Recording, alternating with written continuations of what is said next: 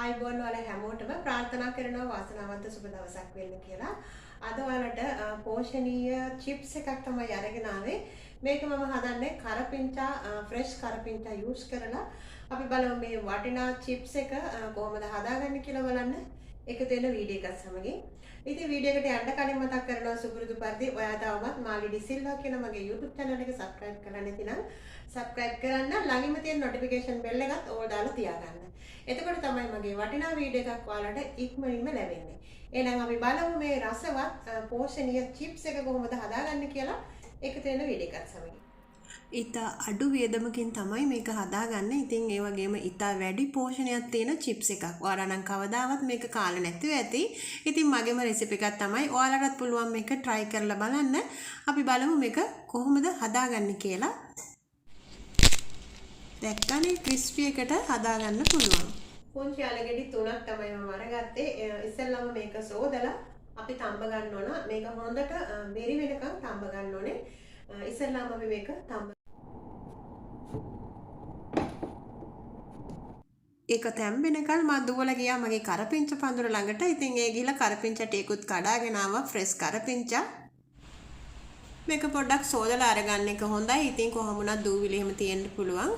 ඉතින් මේක චූටි වෙන්න කෑලි කපා ගන්න පුළුවන් ඔයාලට. මම චොප් මැෂින් එකට දාලා තමයි මේක චොප් කරගන්නේ. ඉතින් ඔයාලට පුළුවන් හීනි වෙන්න කෑලි කපලා බ්ලෙන්ඩර් එකට දාලා අලත් එක්ක බ්ලෙන්ඩ් කරන්න. අවශ්‍ය දේවල් මම ඔයාලට ලියලා තියෙනවා. ඔන්න ඔය විදිහට කරපිංච ටික ඔක්කොම මේ වගේ නැටි ඉතුරු කරලා මේව කොළ ටික සූර ගන්න ඕනේ. ඇතිනයි ඉතින් හැමෝටම ගෙවල් වල නෑනේ කරපිංචා. ඔයාලා ලංකාවේ ඉන්නවනම් කවුරු හරි මේ විදිහට කරපිංච ගහක් හිටව ගන්න. ගොඩක් මේක පෝෂ්‍යදායී 3-5 වර්ගයක් අපිට මේක නිතරම කෑම වලට යූස් කරන්න පුළුවන් ෆ්‍රෙෂ් පිටින්ම. දැන් හරි අපි දැන් ඊළඟට අර ටිකත් සුද්ධ කරගමු. දැන් අර ටික පොඩ්ඩක් නිවිලා ඊට පස්සේ මම මේක පොත්තු හැර ගන්නවා.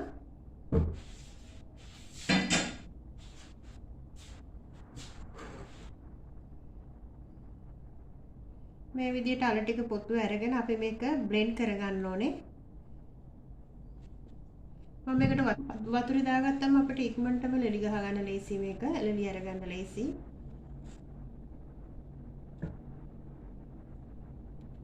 ඔන්න අලගෙඩි තුනම හදාගෙන ඉවරයි.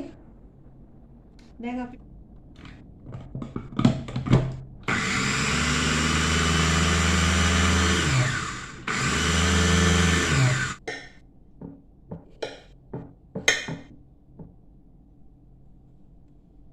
අල ටික පොඩි වෙන්න කපාගෙන ඊට පස්සේ මම මේකට එකතු කරගන්නවා බ්ලෙන්ඩ් එකට.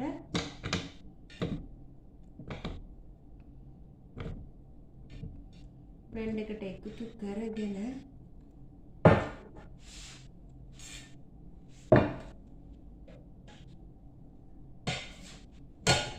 කරපිංච ටිකත් මේ විදිහට එකතු කරගන්නවා.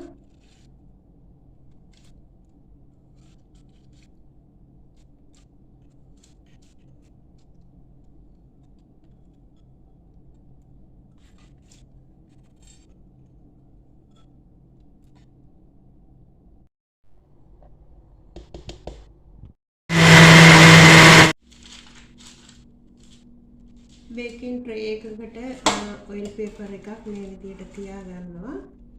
ඊට පස්සේ අපේ මේ මිශ්‍රණය අපි තැනින් තැන මේකට තියලා තවරගෙන බේක් කරගන්නවා. වීඩියෝ එකට අතරවාර මතක් කරනවා ඔයාලට මාලිඩි S කියන මගේ FB page එකටත් ලයික් එකක් දාලා එකතු වෙන්න කියලා ආදරෙන් මතක් කරනවා. අපි බලමු ඉතිරි කොටස කොහොමද හදාගන්නේ කියලා. ෆ්ලැට් ට්‍රේ එකක් තමයි අරන් තියෙන්නේ. ඔයිල් පේපර් එකක් තමයි මම මේ තියාගෙන තියෙන්නේ. ඉතින් මේකේ තැනින් තැන ඩොට් තියන්න පුළුවන් ටිකක් දුරින් දුර. එතකොට තමයි අපිට මේක චිප්ස් එකක් විදියට රවුමට හදාගන්න පුළුවන් වෙන්නේ.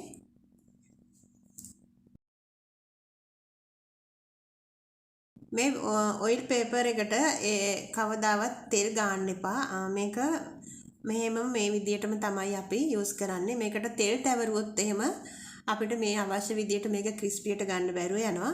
ඉතින් බේකින් ට්‍රේ එකට පේපර් එක තියලා ඊට පස්සේ ඔයිල් පේපර් එකක් තියලා ඊට පස්සේ මේ විදියට ඩොට් තියලා අපිට පුළුවන් හැන්දකින් මේක අනිත් පැත්ත හරවලා රවුමට චිප්ස් එක හැඩයට හදාගන්න. ඉතින් ලොකු කුඩා ඔයගොල්ලෝ කැමති තරමකට මේක සයිස් එක ගන්න පුළුවන්. මේ විදියට තමයි ඉතින් කැමති ප්‍රමාණයක් ඔයාලට පුළුවන් හදාගන්න. ඉතින් මම මේ වෙනකොට oven එක ප්‍රීහීට් කරගෙන තියෙන්නේ. හරිම ලේසි කෑමක් තමයි. ඉතින් නිකන් ඉන්න වෙලාවට කන්න පුළුවන්, පුංචි අයට දෙන්න පුළුවන්, බිස්කට් එකක් වගේ වුණත් ළමයින්ට පාවිච්චි කරන්න පුළුවන් මේක. නිකන් ඉන්න වෙලාවට කන්න. පුංචි බඩගින්නට කරස් ගාලා හැපෙන්න කන්න ඔයාලට පුළුවන් මේ වගේ චිප්ස් එකක් ගෙදර හදාගන්න. කැමති තරමක් ඔයාලට දැන් මේ විදියට ටිකක් ඈතින් ඈත ඩොට් වගේ තියලා ඊට පස්සේ හැන්දෙන් මේ වගේ අනිත් පැත්ත හරවලා රවුමට ලස්සනට හදාගෙන ඊට පස්සේ අපිට මේක බේක් කරගන්න පුළුවන්. සෙල්සියස් අංශක 100ට තමයි මම මේක බේක් කරලා හීට් කරලා තියෙන්නේ. ඉතින් ඔයාලට පුළුවන් මේක ක්‍රිස්පි ගතිය වෙනකම් බලාගෙන බේක් කරන්න. විනාඩි 6ක් වගේ තමයි මට ගත වුණේ කාලය. දැන් අපිට බේක් වෙලා ඉවරයි මේක. දැන් තියෙන්නේ කන්න තමයි. ඉතින් රස බලන්න. ඔයාලට මේක දැකීමක් හදාගෙන කන්න පුළුවන් ගෙදර චිප්ස් එකක්. ඒකට පෝෂණීය දෙයක් අඩුම මුදලකට ඔයාලට මේක හදාගන්න පුළුවන්. ඒ වගේම ගොඩක් පෝෂණීයයි. ඉතින් ඊළඟට මම බලාපොරොත්තු වෙන ඕගොල්ලන්ට කරපිංච වලින් බිස්කට් එකක් හදන්න try කරන්න. ඔන්න ඉතින් හදාගෙන ඉවරයි. හරිම ක්‍රිස්පියට තියෙනවා. ගොඩක් හදාගන්න පුළුවන් මේකෙන්. මම මේ දැනට ටිකක් ඔයාලට හදලා පෙන්නුවේ. තව මේකේ ඩෝ එකේ ගොඩක් තියෙනවා. ඉතින් ඊටු ටිකත් අපිට ඇති වෙනකන් හදාගෙන කන්න පුළුවන්. හරිම පෝෂණීයයි. ඉතින් කිසිම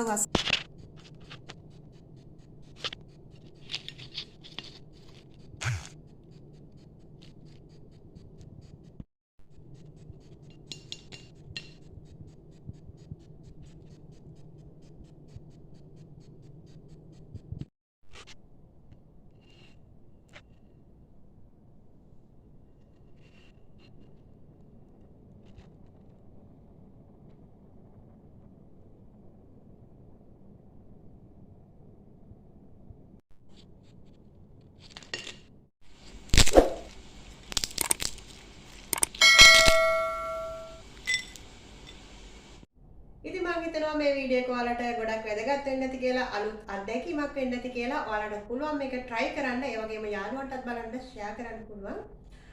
ඒ වගේම හැමදාමත් වීඩියෝ වලට like කරන, comment කරන, share කරන ආදරණීය ඔයාලට ගොඩක්ම ස්තුතියි. වීඩියෝ එක අවසාන වෙනතෙක් රැඳී සිටි ඔයාලටත් බෙහෙවින්ම ස්තුතියි.